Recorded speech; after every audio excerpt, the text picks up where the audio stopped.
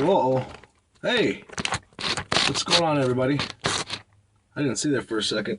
See, I hope my phone stays put. This video, oh, hello. This video goes out to my 29th subscriber and one of my best friends of all time, Adam Columbus.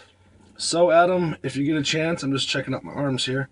If you get a chance, pour yourself a nice, delicious beer. I'm having Duval, of course, always. Ah, tasty beer. I'm gonna tell you some stories about this guy. Really cool dude. I knew him since I was about 2 years old. Through my parents, we used to go fishing and hiking and shooting and all that stuff. And, you know, we used to work at my dad's recycling center when we were kids. On Saturdays, on our only days off of school, we would think, oh, we're going fishing or doing something. We're going to play in the dirt or something like that. But nope, our parents would wake us up at 5 o'clock, eat a good southern breakfast. My dad used to make these little sausages the size of poker chips with grits and orange juice, and it was the best tasting stuff ever. And we'd sit in the back of his truck and drive 45 minutes up to where my dad has his shop at, his recycling center. And man, we hated it. It used to be so hot, and we'd work and always hide and away from everybody. And Adam and I would write songs on the way up there, and we did that for years, and then forever. And then we just stopped doing that because we got older and figured we better get a job, a real job. That was a real job. I mean, like a job that we do ourselves. And so anyway, we hang out. We used to fish all the time. We used to catch tons of fish.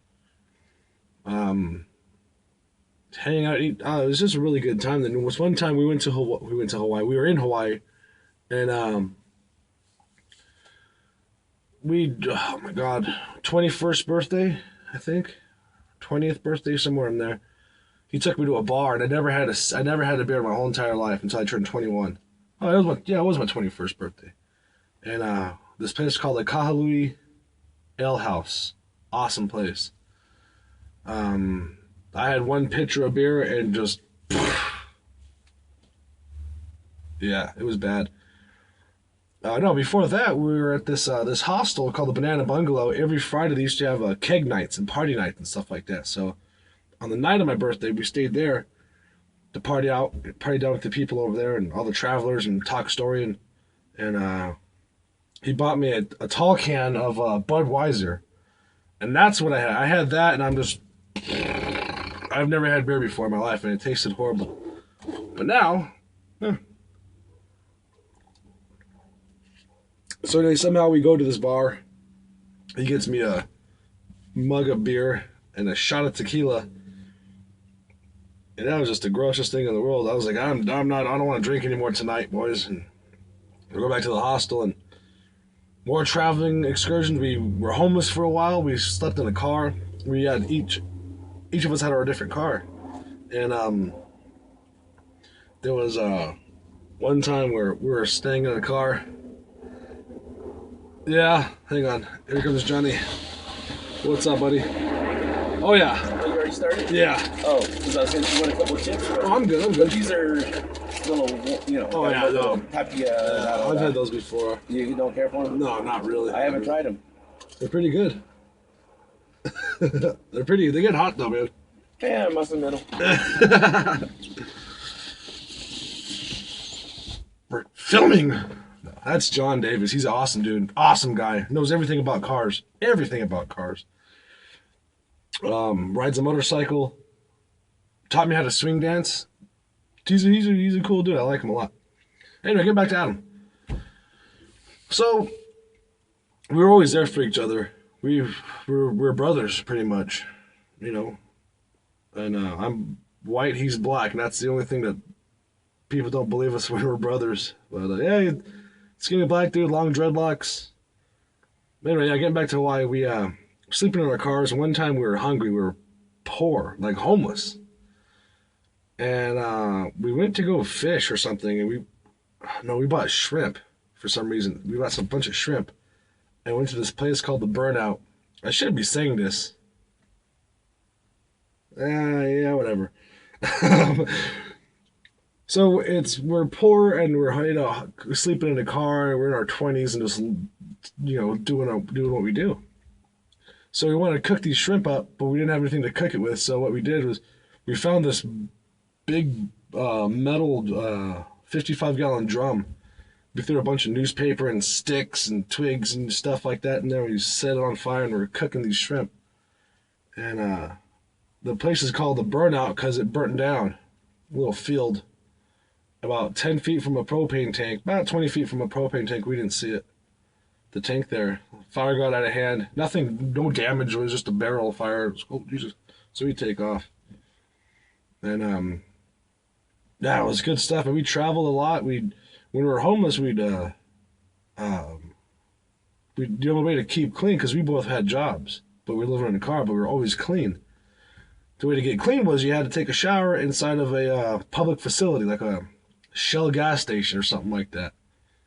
And at that time, I was so depressed and like, oh my God, I can't believe I'm homeless. This sucks. But now man, I was in my early 20s, living life with my best friend and just having a good time. Now that I have a house and a car and a job and stuff like that and a game plan, it's no big deal. But another good story. He was there for everything. When my mom passed away, he was there. When his pop passed away, I was there. And my dad and his pop used to go to the desert every year, the annual desert run. And they'd go out there, drink the beer, shoot the guns, catch fish, all that manly stuff. So I think I was about 23 or something like that. So I had this big van, big E350 Ford power van with a lift on it, big mud tires, and it sounded so loud. It was flat black, just like what Pilgor is, flat black. So we go to the desert, but before that, I tell my dad, I say, hey, I want to go to the desert and fish all the spots that you and Brother Man did so I can do it to, pass the torch, I guess. So my dad writes us a map on a piece of napkin, and it's well written. I just couldn't read it. I didn't know how to read it. So we're driving east on the 8, and we stop at this road called Ogilvy Road. I'll never forget that place. We get lost. It's 12 o'clock at night. We're in a van. We get lost. So I had a shotgun, some guns in the back. I tell Adam, I go, hey, hand me that shotgun and those shells. So he gives me the shotgun. I load it up. It was a little side-by-side 12 gauge, the ones that break down, So I put it between us in the truck, in the van. We keep cruising around, and we don't know where the hell we were. I loaded the shotgun just for a case, coyotes or zombies or monsters or whatever. Anyway, we're driving around, and boom, the whole cab of the van gets filled with a spotlight. We didn't know what the hell it was, so we pull over, and I'm thinking, I don't know what this is. It wasn't making any noise, just a big beam of light. I look up, I'm like, oh man, it's a Border Patrol helicopter. We're like, what the hell?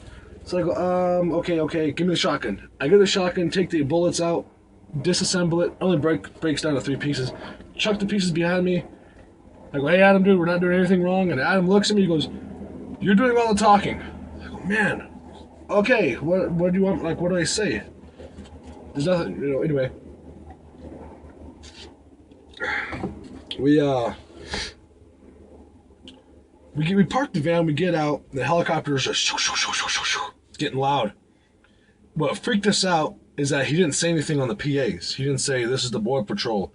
What are you doing? He just kept hovering about us, like maybe 50 feet off the ground. 50 yards off the ground. Spotlight keeps going to the desert. We didn't know what's going on. I look behind us, and a sea of border agents and their SUVs come barreling down. And I'm thinking, oh man, I have guns in the car. They're all mine. They're all registered and legitimate. But okay, so we're standing there, and the border agents come. They put their guns on us. Get on the ground. On the PA's driver, lay on the ground, walk backwards to me, and lay on the ground or something like that. And they jump on me. They put me in handcuffs. I'm thinking, I'm not fighting you guys. What's going on? Let us know. Shut up. Guns in our faces. Okay. So they pick us up. They throw us on the ground. I'm leaning up against my tire, my van, big tire. I'm sweating my ass off. It's like 110 degrees at night. I've been driving for 2 hours. That tire is hot. and I'm sweating like crazy because of the heat, and the cops are like 2 inches from my face. Why are you sweaty? Huh? What are you doing?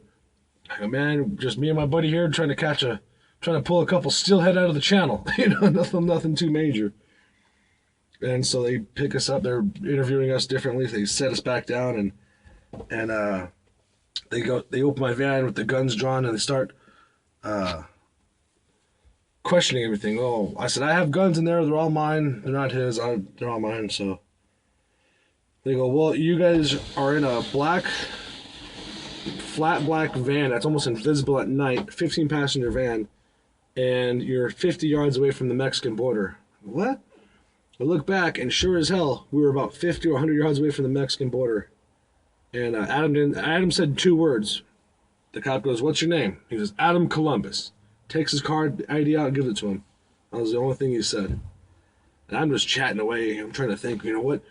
I gotta figure something out. I gotta figure out a plan, but there's no plan. We didn't do anything wrong. That's a good story with Adam. I have a lot of those. We had a few falling outs. A couple of them. The last one was pretty bad. I couldn't even tell you what it was about. It was so microscopic. Because we're stubborn people. He's not calling me. I'm not talking to him. Whatever.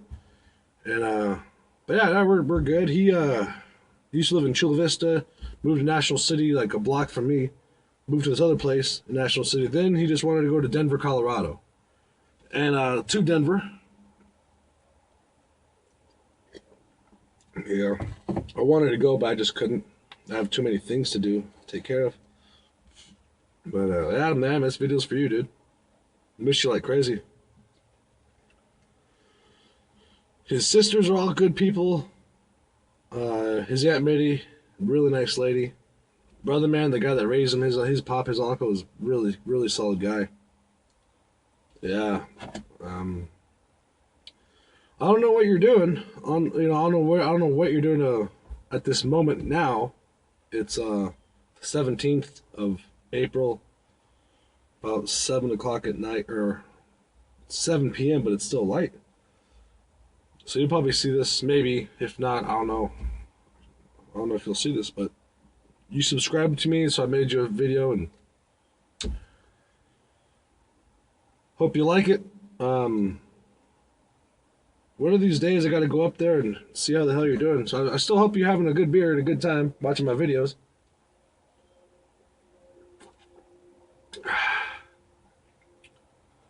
I just got called off of work too, so this is nice stuff. Ew, what the hell is that? What?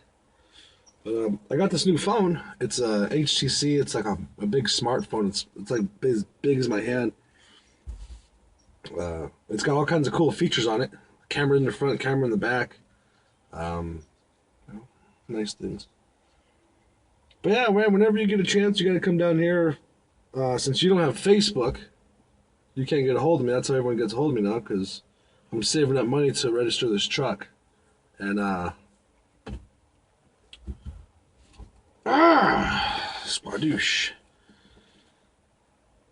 But yeah, I'm pretty sure I'll see you here in the near future.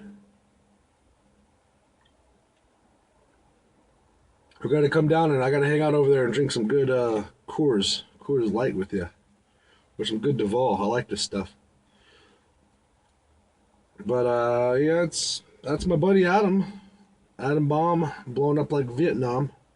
Fished like like religiously. There's this bar called Stoney's down the street. He used to go over there with his friends. He used to work with the mentally challenged people. And on his day off, all of his coworkers go down there and shoot pool. I never liked the bar. It's a big biker bar, but I didn't like it. And then the day he left, we stopped at this place called Manhattan's, and we had a Bloody Mary before he left. He left to Denver on the Greyhound bus.